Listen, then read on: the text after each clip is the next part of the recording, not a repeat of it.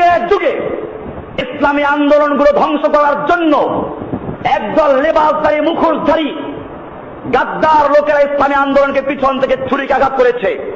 এই চরমনাই পীর যুগে যুগে বাংলার জমিনে যতবারই ওলামাকে একত্র হয়েছে, আন্দোলন করেছে, তাদের পিছন থেকে ছুরি মেরে ইসলামকে ধ্বংস করেছে। আপনারা জানেন ওনার দলের যে নাম ইসলামী শাসনতন্ত্র আন্দোলন, এটা কোনো দল ছিল না। এই দলের ইতিহাস পড়ুন। এই দল জন্ম হয়েছে আমাদের সামনে। আমি তখন মিসকাত পড়ি, জামিয়া রহমানিয়া তখন হয় নাই।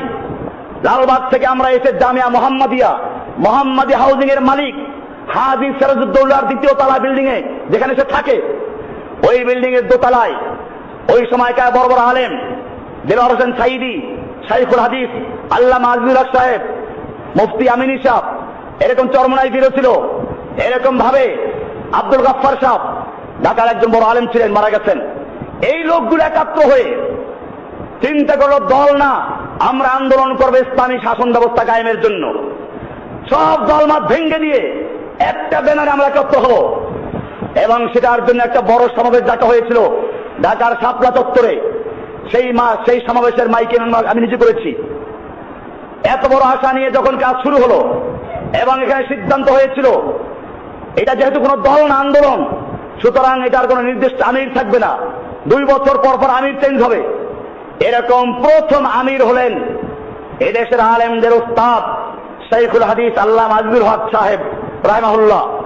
এরপরে যখন চরমনাই পীর দ্বিতীয় নাম্বার এটার মালিক হয়ে গেলেন, সভাপতি নির্বাচিত হলেন, এরপরে এই যে ছিনতাই হলো ওখান থেকে আর বের হতে পারলো না, শাসনতন্ত্র আন্দোলন চুরি হয়ে গেল।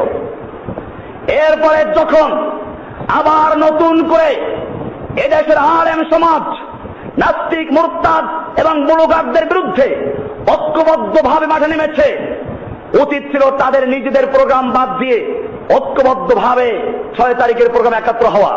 তারা করলো কি, সেই প্রোগ্রামের সাথে একটা রাজনৈতিক স্লোগান, হ্যাঁ আমরা একমত আছি, কিন্তু তারা ইহুদি খ্রিস্টানদের সাথে আঘাত করে নিজেরা তাদের ছত্র ছায়ায় একটা সম্মেলন করে উধাও হয়ে চলে গেছে,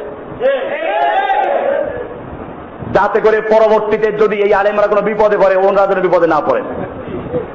এই লোকগুলো সব জায়গায় থানায় থানায় আমার বিরুদ্ধে অভিযোগ করেছে আমি জঙ্গিবাদীদের লেজা।